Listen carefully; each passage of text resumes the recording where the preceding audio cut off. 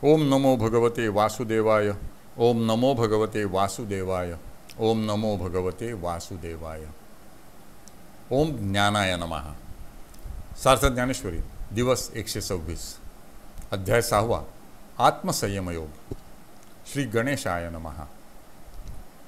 एवं सदा आत्मानं युज्यन विगत कल्मषः योगी ब्रह्मसंस्पर्श अत्यंतम सुखम सुखेन अश्नुते। अशा क्रमाने मनाला सर्वदा आत्म्याच्या ठाई स्थिर करणाऱ्या योग्याच्या सर्व पापवृत्ती व पापकर्मे नाश पावतात। निरंतर योगाभ्यास केल्याने निष्पाप झालेला असा योगी ब्रह्मदर्शन होऊन ब्रह्माशी समरस झाल्यामुळे अत्यंतिक अशा सुखाचा सुखाने अनुभव घेतो। या सोपिया योगस्थिती उकलू देखिला गा बहुती, संकल्पाची या संपत्ती रुसोनिया। ते सुखाचे नि सांगाते, आले परब्रह्मा आतवते, तेथ लवण जैसे जळाते सांडू नेणे।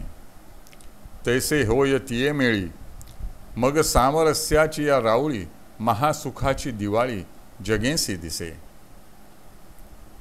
ऐसे आपुले पायवरी, चालिजे आपुले पाठीवरी, हे पार्था नागवे तरी आन ऐके।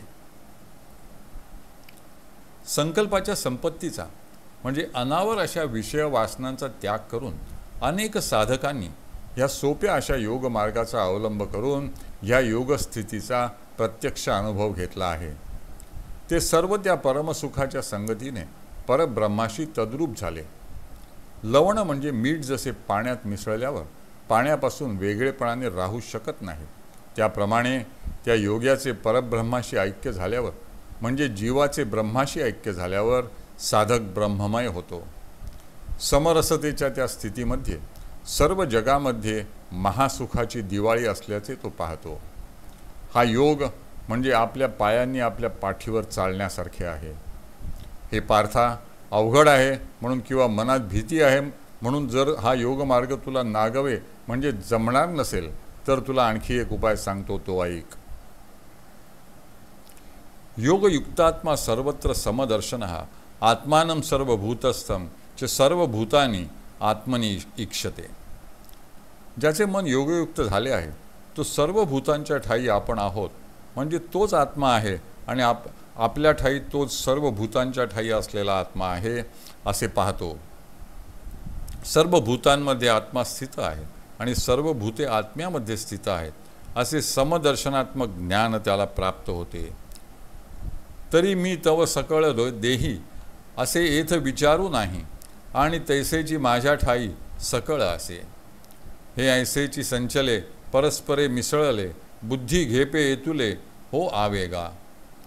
मी सकळ देहांच्या अंतरी आहे आणि त्याचप्रमाणे माझ्या ठाई हे सकळ ब्रह्मांड आहे, याविषयी वाद शंका वा विचार यातील काहीही नाही। हे सर्व असेच संचले म्हणजे घडलेले आहे आणि अशा रीतीने जग व ईश्वर हे परस्परात मिसळलेले आहेत, पण साधकाच्या बुद्धीने ते तसे स्वीकारले पाहिजे इतकेच। या माम सर्वत्र पश्यति च सर्वं मयि पश्यति तस्य अहम न प्रणश्यामि च सहा मे न प्रणश्यति।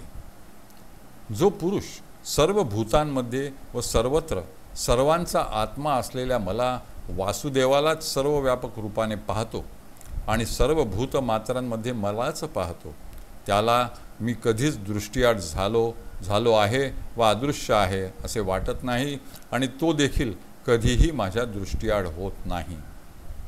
एरवी तरी अर्जुना, जो एकवटलिया भावना सर्व भूती अभिन्ना माते भजे। भूताचे नि अनेकपणे अनेक नोहे अंतःकरणे, केवळ एकत्वची माझे जाणे सर्वत्र जो। मग तो एक हा मिया बोलता दिसतसे वाया, एरवी न बोलीजे तरी धनंजया तो मीची आहे। दीपा आणि प्रकाशा एक वंकीचा पाडू जैसा, तो माझ्या ठाई तैसा मी तया माझी। जैसा उदकाचे नि आयुष्ये रसू, का गगनाचे नि माने अवकाशू, तैसे माझे नि रूपे रूपसू पुरुषू तोगा। अर्जुना, एरवी देखील सर्व भूतांचे ठाई मी अभिन्नत्वाने एकवटलो आहे अशा भावनेने मला भसतो। भूतांमधील अनेकपणा वा भेदामुळे ज्याच्या अंतःकरणात अनेकत्व व अद्वैत निर्माण होत नाही आणि जो सर्वत्र माझे एकत्वच व्यापून आहे असे जाणतो, तो माझ्याशी एकत्व पावला आहे असे बोलणे व्यर्थच होय. कारण हे धनंजया, असे बोलले नाही तरी तो म्हणजे मीच आहे असे जाण. दीप आणि प्रकाश यांच्यात जसे एकत्व असते त्याप्रमाणे असा योगी पुरुष माझ्या ठायी आहे आणि मी त्याच्या ठायी आहे. ज्याप्रमाणे उदकाच्या आयुष्याने म्हणजे योगाने रसाला अस्तित्व असते किंवा आकाशाच्या योगाने अवकाशाला व पोकळीला अस्तित्व असते, त्याप्रमाणे माझ्या रूपाच्या योगाने तो पुरुष रूपवान दिसतो. हरिहि ओम, हरिहि ओम, हरिहि ओम. हरये नमः, हरये नमः, हरये नमः.